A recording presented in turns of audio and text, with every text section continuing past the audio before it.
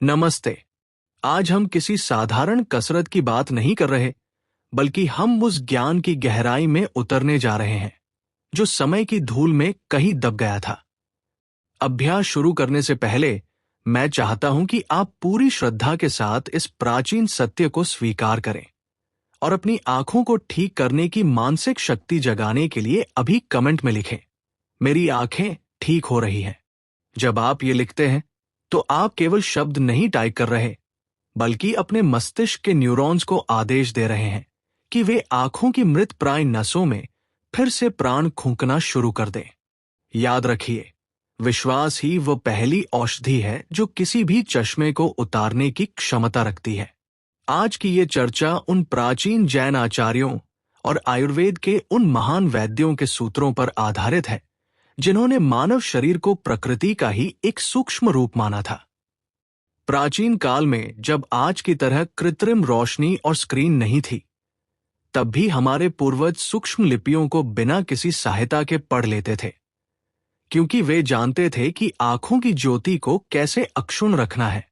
प्राचीन जैन दर्शन और आयुर्वेद के अनुसार आंखें शरीर का सबसे संवेदनशील अंग है और इनका सीधा संबंध अग्नि तत्व और पित्त से है। वैद्यों का मानना था कि जब शरीर के भीतर की गर्मी आंखों की ओर बढ़ने लगती है तो लेंस धुंधला होने लगता है और नसें सूखने लगती है। प्राचीन काल के आचार्यों ने इसे ठीक करने के लिए सबसे पहला और चमत्कारी सूत्र बताया है, मुख अमृत, यानी सुबह की बासी लार। इसे साधारण थूक न समझे, यह रात भर की शांति में तैयार हुआ एक दिव्य एंजाइम है। वैद्यों के अनुसार सुबह बिना कुल्ला किए अपनी अनामिका उंगली से इस लार को लेकर आंखों के कोनों से लगाते हुए काजल की तरह फैलाना चाहिए। यह लार आंखों के कॉर्निया को वो पोषण देती है जो दुनिया का कोई भी आई ड्रॉप नहीं दे सकता। यह मोतियाबिंद जैसी समस्याओं को जड़ से खत्म करने और दृष्टि को चील जैसी तेज बनाने की शक्ति रखती है। इसके बाद आता है चक्षु प्रक्षालन का नियम। प्राचीन काल में मुनि और आचार्य ब्रह्मा मुहूर्त में उठकर अपने मुंह में पानी भरकर गालों को खुला लेते थे और फिर ठंडे पानी के छींटे आंखों पर मारते थे। मुंह में पानी भरने से आंखों की नसें बाहर की ओर उभर आती है, जिससे ठंडे पानी का प्रभाव गहराई तक पहुंचता है और आंखों की संचित गर्मी बाहर निकल जाती है। ये क्रिया आंखों की मांसपेशियों को वो लचीलापन प्रदान करती है जो उन्हें उम्र भर जवान बनाए रखता है। इसके साथ ही प्राचीन वैद्यों ने एक और अद्भुत रहस्य बताया था जिसे पादभ्यंग कहते हैं। क्या आप जानते हैं कि हमारे पैरों के तलवों और आंखों का क्या संबंध है? प्राचीन शास्त्रों के अनुसार पैरों के अंगूठे के नीचे वो मर्म बिंदु होता है जो सीधे आंखों की ऑप्टिक नर्व से जुड़ा होता है। रात को सोने से पहले कांसे की कटोरी लेकर और शुद्ध गाय का घी तलवों पर लगाकर तब तक घिसना चाहिए जब तक कि वह घी काला न पड़ जाए। वो कालिक दरअसल आपके शरीर और आंखों की वो अतिरिक्त ऊष्मा है जो आपकी दृष्टि को कमजोर कर रही थी। जैन प्राकृतिक चिकित्सा में मृत्तिका लेप यानी मिट्टी की पट्टी का भी विशेष महत्व है। साफ छनी हुई मिट्टी को भिगोकर आंखों पर 20 मिनट के लिए रखने से आंखों का तनाव पूरी तरह समाप्त हो जाता है। ये मिट्टी पृथ्वी तत्व का प्रतिनिधित्व करती है और आंखों की अग्नि को शांत करती है। इसके अतिरिक्त आहार के संबंध में वैद्यों ने त्रिफला को सर्वोपरि माना है, लेकिन इसका सही उपयोग केवल खाने में नहीं बल्कि आंखों को धोने में है। रात को मिट्टी के पात्र में त्रिफला भिगोएं, सुबह उसे सूती कपड़े से 7 बार छाने ताकि एक भी कण न रहे और फिर उस जल से आंखें धोएं। यह प्रयोग आंखों के लेंस की पारदर्शिता को फिर से बहाल कर देता है।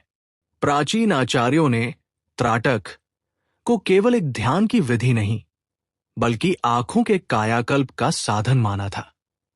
घी के दीपक की लौ को एकटक देखना जब तक आंखों से जल न बहने लगे, ये क्रिया आंखों की नलिकाओं को साफ करती है। जो पानी आंखों से निकलता है वो केवल आंसू नहीं होता बल्कि वो वर्षों से जमा हुआ कचरा और तनाव होता है।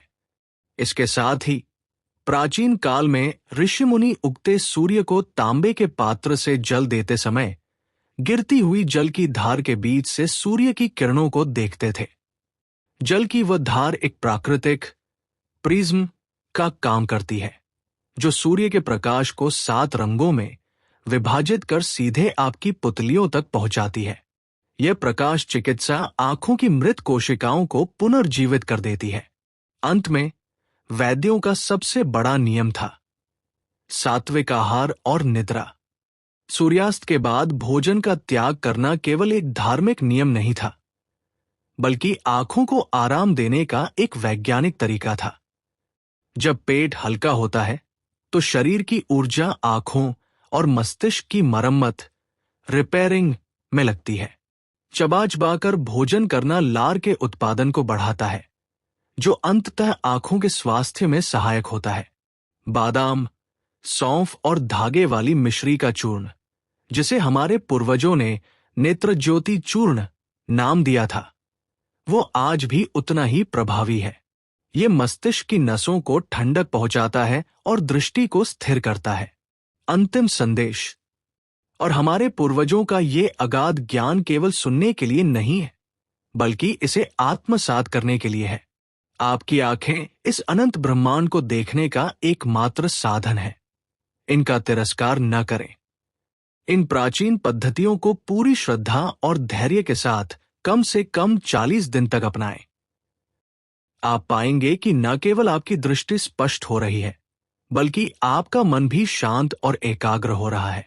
अगर आप इस प्राचीन यात्रा में मेरे साथ जुड़ना चाहते हैं और चाहते हैं कि मैं ऐसे ही गुप्त रहस्य आपके सामने लाता रहूं, तो इस वीडियो को उन लोगों तक जरूर पहुंचाएं जिन्हें इसकी सबसे ज्यादा जरूरत है।